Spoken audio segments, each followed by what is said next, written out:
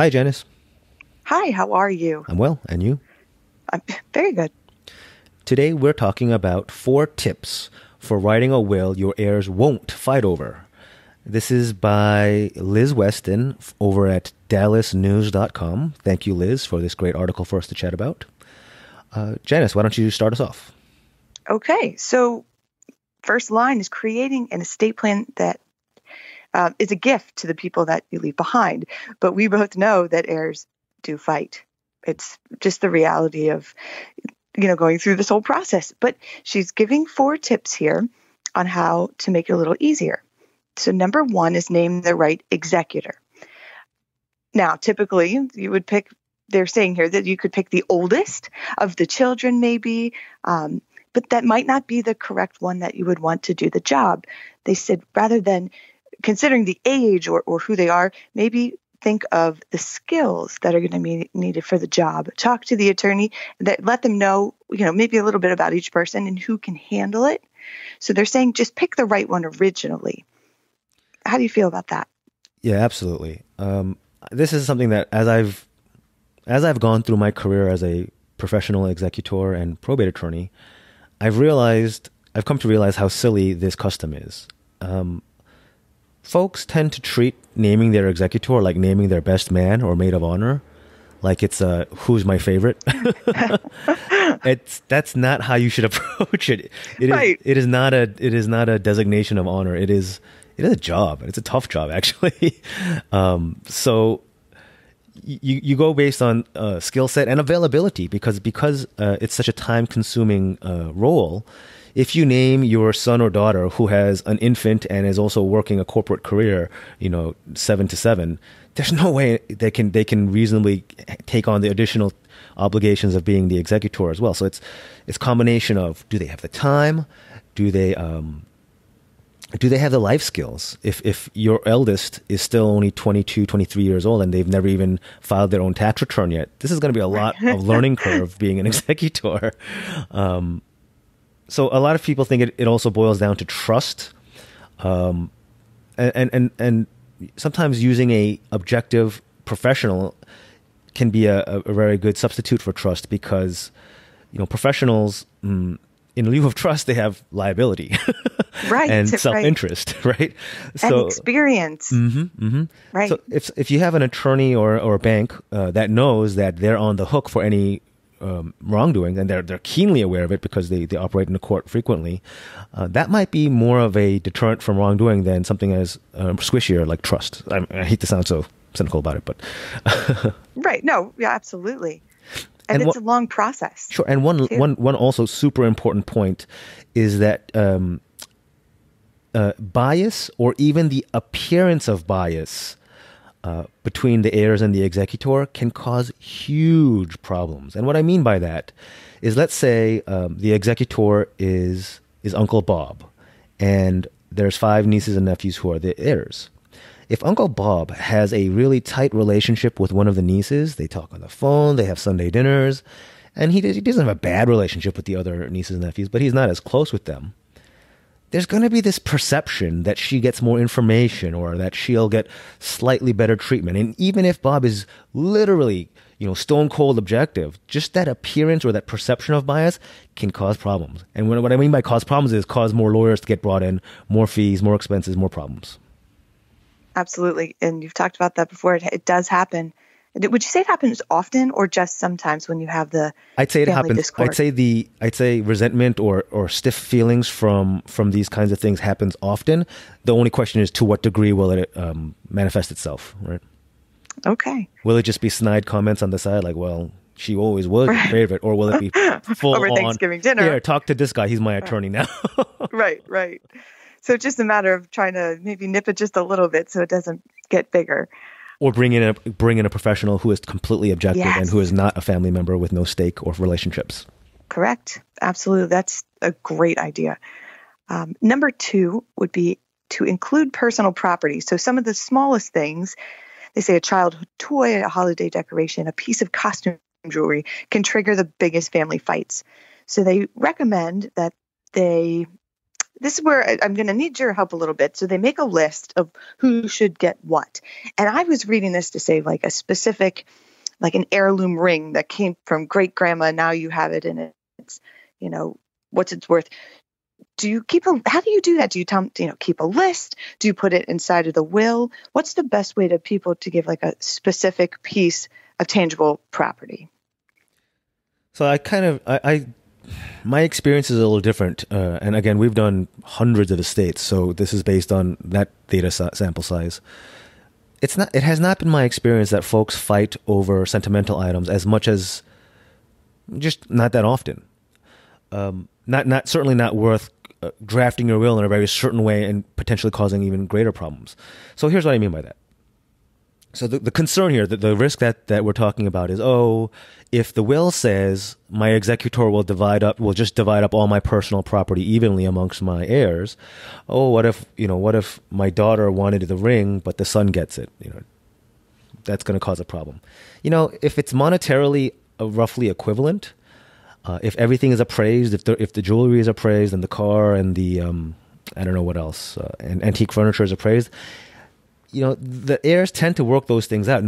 It's very infrequent that as long as they're getting roughly the same dollar value, family members will fight tooth and nail over who gets the china. It just doesn't happen that often. I'm sure, yes, it does happen, but it's just not something that I would consider worth spending a lot of time planning for. So would you just maybe put a note somewhere in case you did?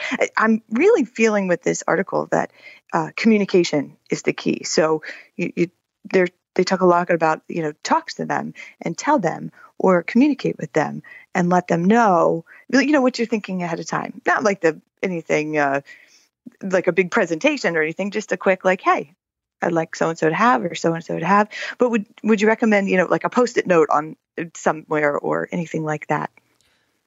I mean, if you like, but here's the thing, Janice. I don't know when I'm going to die. And most people don't. I mean, I'm sure there are situations where folks are terminal. But in most cases, you have no idea if it'll be next year or 20 years from now. And your stuff will be a lot different then. Very true. Very true. You may not even have that particular item at that point. Exactly. Good idea. Okay. Then they talk about number 3.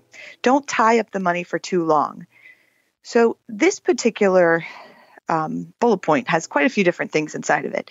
So they're talking about making sure people are adequately provided for. They're talking about timelines.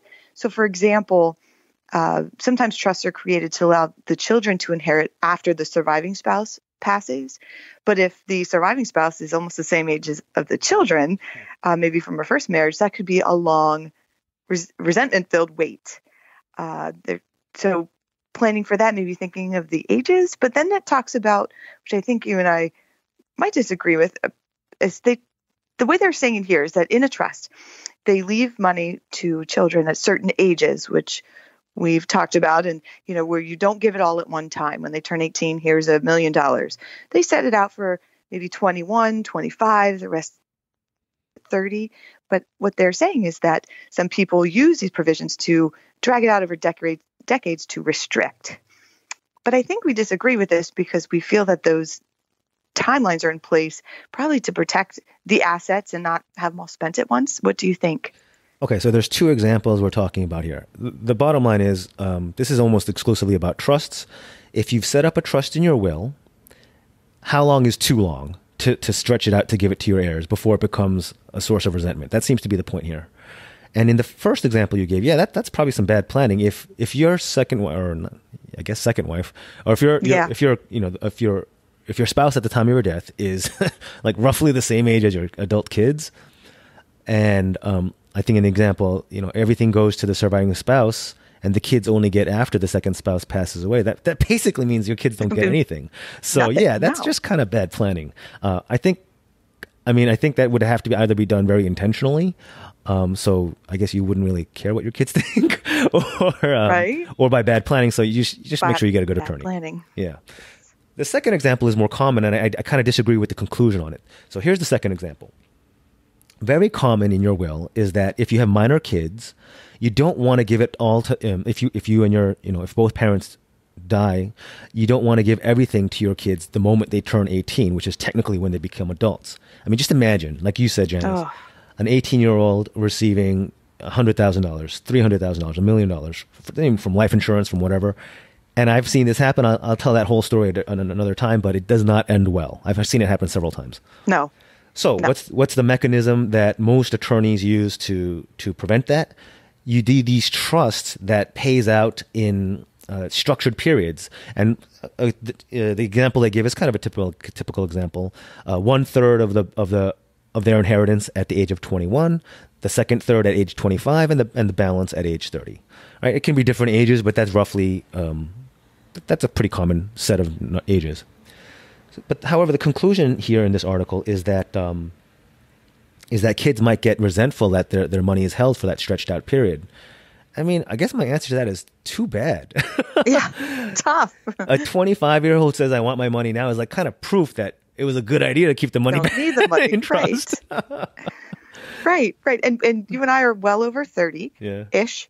Yeah. And looking back, I would prefer, like, if it was set up like that, if you gave me all that money at 18 and it was gone, now as a not 30-year-old, I'd go, what was I thinking? Like, I could use that now for kids are going to college and there's so much stuff. So, okay, they might be a little bit resentful at the age of 30, but they're going to figure it out when they're older and go, oh, look, I have this now. I can use it for something purposeful. I think it's great planning. It might make you a little bit upset, but hey, when you're over that 30th mark, you're going to realize, wow, I'm really glad they did that. Janice, do you like my summary of my advice that it's too bad? I did, actually, because that's what I would tell my younger self. Because I mean, I don't know about you when you're 18. What happens if you got $100,000? I'd just go, goodness. Oh, right? I know I wouldn't have any of that money left at all right now to look at. And I'm not even just talking about, Tom. we're not even talking about just doing crazy things like buying a car or this or that. No. When you're 18 or even 25, you don't know anything. There are financial product salespeople out there who will prey on you. Yes. You're not going to know. So maybe there's a handful that do, but you're not going to know how to invest it, how to use it properly. It's just the reality of, you don't know that stuff yet. You'll learn it, but you don't know it. And they talk about number 4, explain any unusual bequest. I think it's unequal. Did I say unusual? Let's try that again. Explain any unequal bequest. So parents usually think that they have good reason for leaving one child more than the other. Maybe one's more successful. Maybe one's not as financially able to take care of it. There's could be an entire whole range of reasons of why one would get more than the other. And that's going to feel unfair to those left behind that don't get as much. So the suggestion here is that to schedule a family meeting and explain it. We've talked about this a couple of times now. Communication. If you're going to do something one way, talk about it. Again, no big, huge presentation. Just sit down, have a conversation, and say, this is why. That's going to leave the others feeling a little bit better than they would not having any idea and finding out in the will, wow, child number 2, he got 50%. We're left with, just what's left over. You definitely want to sit down and talk to them about that. And you better have a good reason, because it is going to cause animosity, even if you really explain it. I think the way you put it, Janice, is best. That just explaining it in and of itself has value.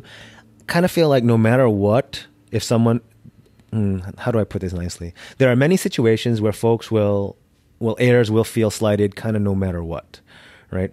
But at least if they have an explanation, they have that to hold on to. And I'd like to give a few examples that would illustrate why this advice might be necessary. So the first example we see often is unequal assistance during lifetime. So if you have 2 kids, but you helped your first kid buy a house while they were living, that would sort of explain why in your will your second kid gets a bigger share. Yeah, that makes sense. Yes. Right. Then there's the second example of sort of differences in needs or personalities. The obvious one is if you have one child who has special needs or disabled, I think most people would not have a problem with that child getting more. I mean, who knows? There might be. Oh, absolutely. Right? Absolutely. But it might not be as overt as that. It might be that one child is just financially irresponsible and has gambled away his life, right? Now that might not seem fair. That might seem very prodigal son-ish for the second child to get less just because the first child was irresponsible. But sometimes that's just how it is, and it might not feel, again. So it still might not feel fair. But having that family conversation can at least explain it. Yeah. Yes, just communication, explaining beforehand. I think that's what it boils down to. Yeah, and there's one final common example, and that's where end of life care. So if mom is sort of has declining health in the last few years of her life, and eldest daughter is the one who sort of put her career on hold, or even quit her job, had their mom live with them, there's going to be some potential financial adjustments in the will to sort of compensate for that. I don't love using the will as compensation for services, but it does happen. And as long as everyone understands that's what's happening, again, might not agree with it, but at least they'll have that understanding. Exactly. And like you have mentioned, set it up correctly the first time, have a good planner, have somebody that's going to guide you through setting this up, and then talk to the kids, talk to the heirs, have it all out there on the table. So it's not a surprise. Very good. I'd like to again thank Liz Weston. Great article over at dallasnews.com. Janice, you have anything else to add? I don't. That was a good article. Things to think about. Try to make it a little easier. Okay. Talk to you next time then. We'll see you soon. Bye.